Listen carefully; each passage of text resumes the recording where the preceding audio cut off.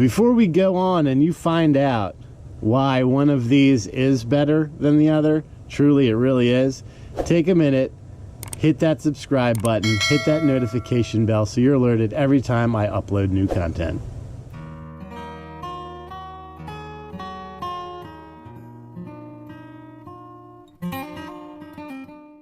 What's going on, guys? G2 here. Welcome back to the bench, and we have a quick video today. Seriously, it's really going to be quick this time, and we're going to talk about ammo. A lot of comments and questions from you guys as to why I shoot steel case and not brass. For me, really, it comes down to practicality, availability, and price. That's kind of what it is. When you're stuck in a ammo crisis like we are, brass is going to be not only hard to come by, but when you do find it, it's going to be probably 30 to 45% more expensive than it would be during a non-shortage, as where steel case typically only increases maybe 10 to 18% in price. So if you're looking at that in terms of shortages, the steel case is definitely more affordable than the brass. So the benefits of brass to steel case, people say brass is more accurate,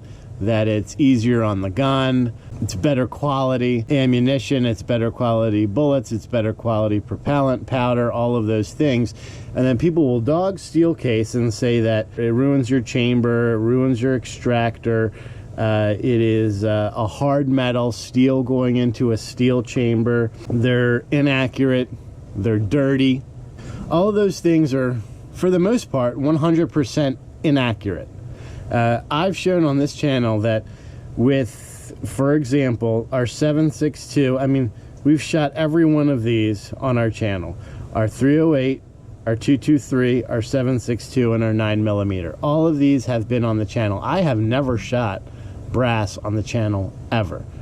When it comes to accuracy, guys, here's the reality of the situation. I can shoot basically the same MOA in steel as I can in brass, and more times than not, at 100 yards we're inside one MOA, if not less. To me, that is totally even across the board. Some people say, and this is the train of thought, that if your gun can't run steel, it doesn't deserve brass. I don't know, but here's the thing. If your gun can shoot steel, it's going to be able to shoot brass. Now, I've had it the other way around, where my gun can't shoot brass and it will be able to shoot steel. For example, when we were doing the 308 test on the AR-10 build, my extractor was ripping off the rim of the brass cases here. Sure, my extractor may have been tight, but when I went and used the Wolf here, didn't break it. Why? Because brass is softer than steel. Right? This is common metallurgy. It's no crazy science here. So here's the difference between steel and brass. People would say these are two separate things, but they're one and the same. Steel runs dirtier.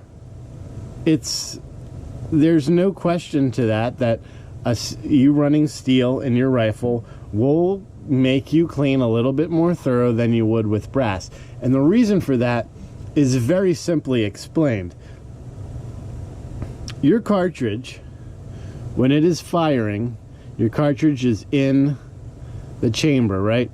You strike the primer, the propellant ignites, the bullet goes into the barrel. But when that propellant ignites, what it actually does is it expands your cartridge to create a seal in your chamber. And what that seal does is it allows that gas to move forward down the barrel, as opposed to getting kind of a backflow into the receiver and into your face. The reason why it's dirtier is because steel, being that it's a harder metal than brass, does not expand as much. It expands, but not to the point where it can do practically a complete seal in the chamber. There is a little bit of room in there that will allow some of that gas and carbon to go back into your receiver, into your gas system, and it just runs a little bit dirtier. But that's why it runs a little bit dirtier, because of the metal. It's not because it's low-grade propellant or low-grade ammunition. Here's Wolf, non-corrosive.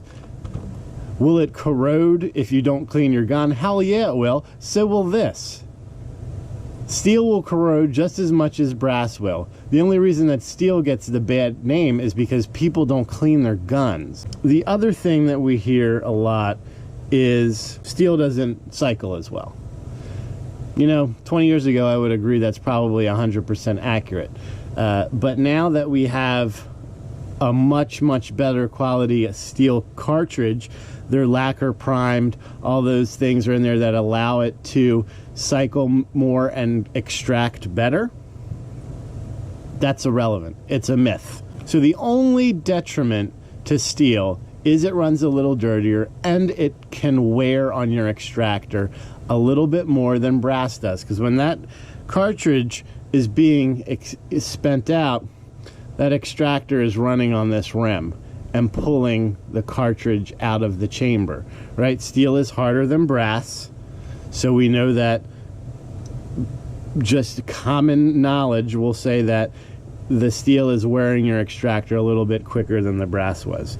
Think about this in the long run. An extractor for an AR, an extractor for an AK is going to run you probably sub $15. You save that alone on 50 rounds. It just doesn't make any sense to me why you would go with brass over steel, especially if you're just doing target shooting. If you're precision shooting and hunting, absolutely I would go with brass, but I'm not going to say that I couldn't do or you couldn't do just as good with steel. And the final thing is this steel is close to 30% cheaper than brass. For example, this 308 was $1.38 per round. Okay? Same round in steel was 68 cents. That's over 100% markup to shoot brass over steel. Same thing with 223.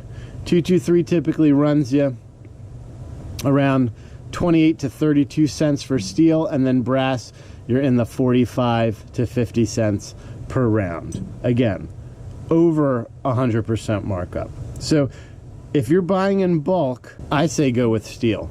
At the end of the day, you're going to shoot what's best for you, and that's totally fine. I'm not here to change your mind. I'm here to educate your mind. So that is kind of how I'm going to finish this. Is I have no problem with steel. In my opinion, steel works just as well as brass. It runs a little bit dirtier, but if any of you guys watch my channel, there's one thing that you know: you have to clean your guns regularly. It's your investment. Clean your freaking guns, and you will have no corrosion, you'll have no carbon buildup, you'll have no failure to feeds or any of those things that come from bad or insufficient upkeep of your firearm. Until next time, make sure that you're practicing safe weapons handling at all times and treating every weapon as if it was loaded. God bless America. G2 out.